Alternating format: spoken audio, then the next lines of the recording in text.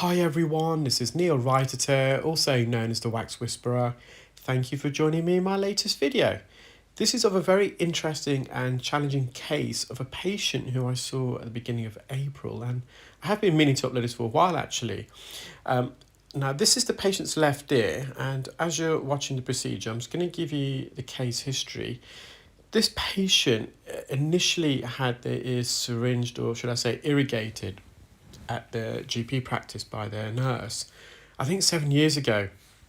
And I think it was the left ear at the time was the worst one. And halfway during the procedure, the patient found it extremely uncomfortable and painful. And nonetheless, if memory serves me correct, they continued to have the procedure in the hope that the wax can be removed, but it wasn't removed, and they were invited back to have it performed again after using some more drops. But the patient just decided to, because their symptoms had improved slightly, but the ears are still blocked, it was enough of an improvement for a patient to decide not to go back, and it was just because they had a really unpleasant experience.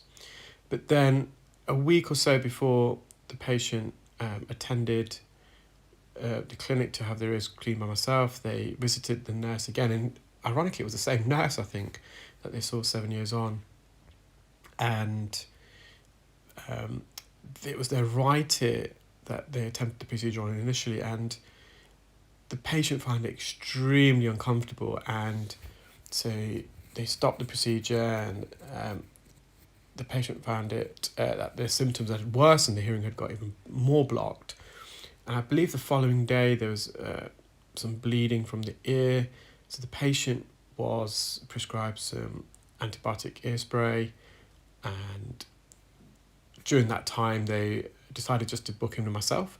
So it's their right ear that is the more difficult one, but I'm starting off with the left ear. So, however, the left ear is also very difficult, and the main challenges we have is there's about three in total. The first one is the size of the ear canal. It's extremely narrow, particularly the entrance. In fact, the entrance of the ear canal is almost virtually shut. It's probably about 3 millimeters in width, which is only slightly larger than the suction probe. And I was having to then stretch the ear and straighten it. When you enter the patient's ear, all of our ears are slightly bendy and twisted. It's an S shape, a sigmoid shape.